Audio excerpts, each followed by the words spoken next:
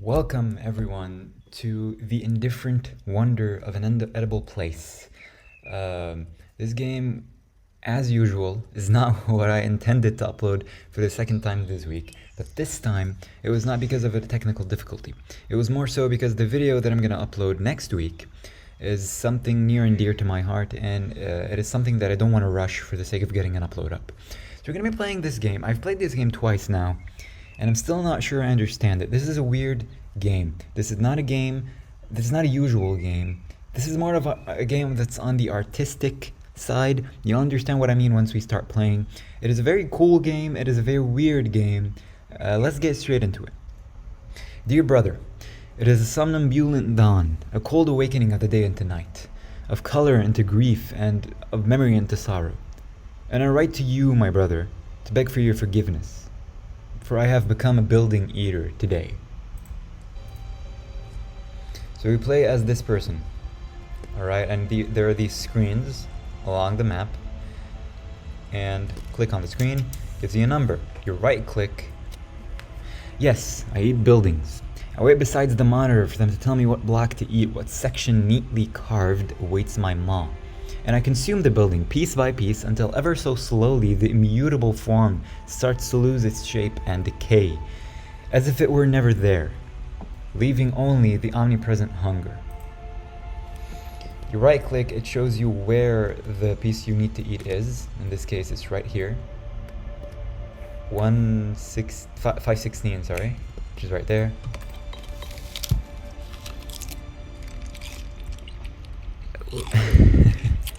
This happens. The building is not made of edible thing. This is literally concrete. This is a very weird game. When I said it was weird, I was not kidding. The town is no more. They ate all the walls of the courthouse. They ate the fort atop the hill. They ate our mosque and our roadside shrine. They ate the hospital and the old bazaar, the copper domes of the lantern factory. They ate the monastery and the jail. They ate the secret chambers and all the books. They ate every corner, and we fled. I stood by as they ate the walls of my dispensary, soaking bricks in my medicine jars, pouring limestone curry into eager gullets as the roof started to crumble.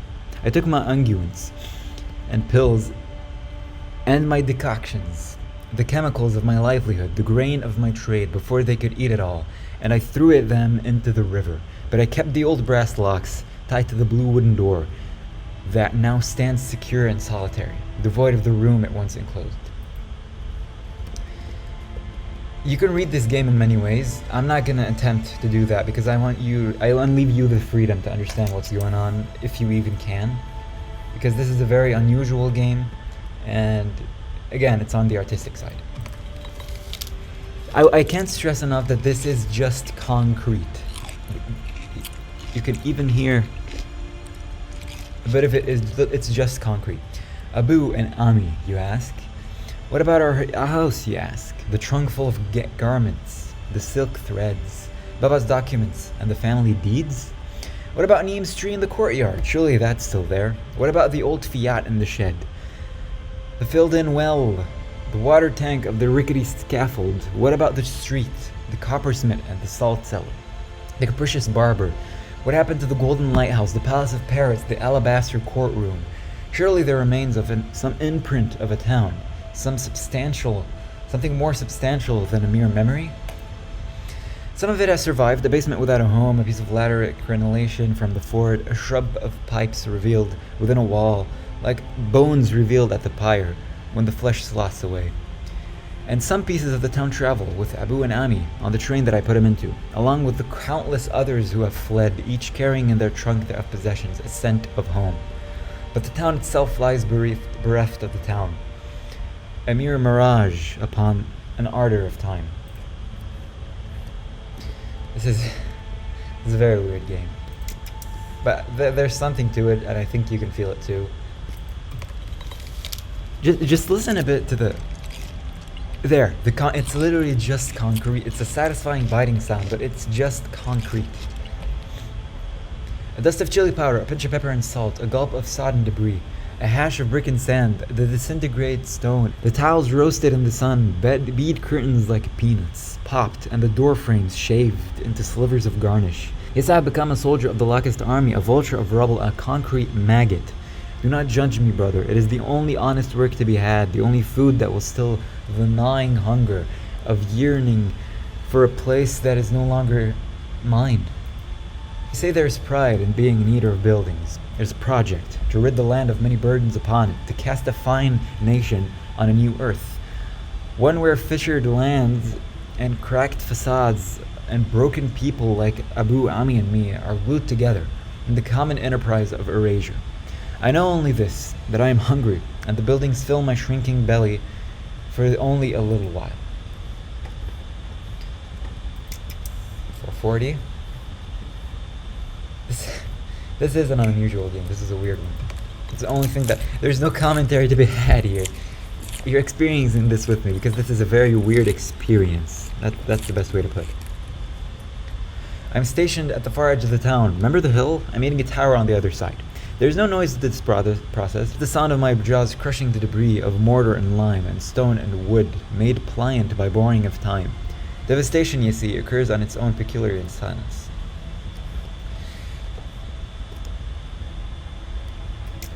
$7.59.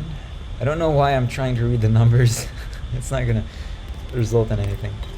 As if I know where the numbers are. I've played this game twice. This is my third time. Because it's weird, and I think you now understand what I mean. I wonder what this is that I'm eating. What building is this? A tower, a turret, a hall? I can't tell. I don't remember this part of town. It looks different now that it's empty. I like to think that it's a place from one of Abu's story, a story place, a place of fantastic, a non-place, become material, to feed my belly as it once fed my dreams. Perhaps this is the hunting lodge, for where the Pasha of Jumbali from Abu's tale was given a poisoned cup of tea and died writhing on the floor.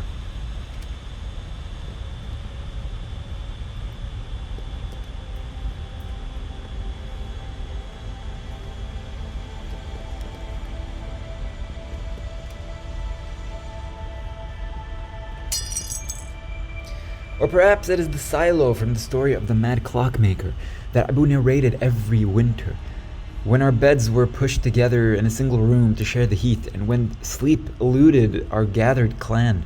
Abu would jump and mime the story of alarm clocks that look like overripe grapes, burst in clangor.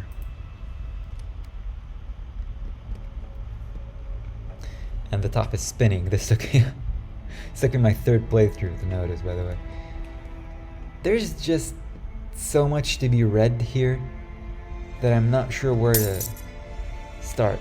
Or maybe it is the old bastion, the macabre vestibule, where the sandal merchants gathered to plot the end of the rule of Bir Maharaj, and unfolded a blood-laden tale, a ghastly story, all the more joyously told by Abu, on days when our meals were frugal and our bellies had to be distracted from their complaints.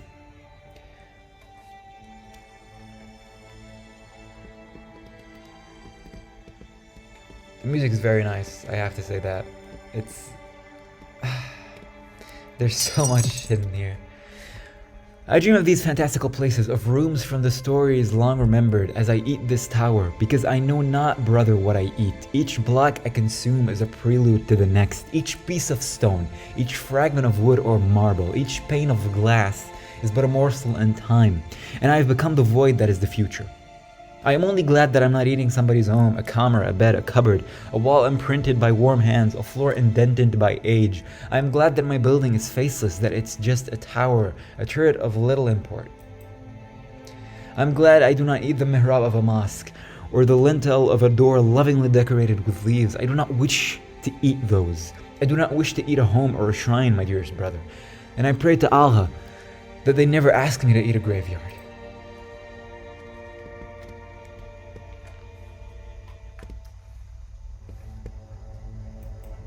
So I'm sorry, I can't really commentate to this. There's not much to be said. But it is a beautiful game, visually. And there is a lot to unravel here. I'm gonna leave you to yourself to see what you want to see about this game, to understand what you want to understand. Because with each grain of sand I swallow, I still wonder, who ate your gravestone? Who ate the small pillar of veined rock which I carved your name? How could they have eaten it? Was it a kafir or a devout? Was it someone so hungry that they never saw that it was a gravestone? Your gravestone? Or did they perhaps relish it, delight in eating your grave, your final bed? Perhaps that is why I eat buildings, my dear brother. Perhaps one day I will be asked to eat a gravestone, and then I will know if I'm hungry enough to eat it, and then my condemnation will be complete, and I shall lose all hope of ever reaching you. And then perhaps, secure in the knowledge of the gulf that separates us, I shall finally find peace again. This game was created in the support of Phoenix Leicester, and a site-specific variant of this game was displayed at Phoenix Leicester and at the Video Game Art Gallery in Chicago. This was this game, and it is a very weird one, and I'm not gonna say anything about it. I'm gonna leave you the freedom to understand it whichever way you do. I took something from this in my own way. This is a weird one. This is a very artistic game, and that's basically all there was to it. Thank you very much for watching. I hope you enjoyed this video. Maybe consider subscribing if you're new around here and you like this content, or check out the rest of the videos that I've made and make a choice from there. I will leave in the description, and I have to say this because I haven't mentioned it before. In the description there's a link to my Discord, and I would be very, very happy if you guys would join the Discord, because the Discord doesn't benefit me anything, but it's just there to tie this community together, you know, for you to meet the people who commonly share a liking, I guess, of me. That's a weird thing to say. But yeah, the Discord's in the description for those of you who are interested to check it out, to just, you know, communicate with the other fellow procrastinators. And that's everything that I had planned for this video. Thank you all very much for watching. I hope you enjoyed this. I hope you have a fantastic day, night, or whatever time you're watching this. And I will see you guys in the next video. Peace.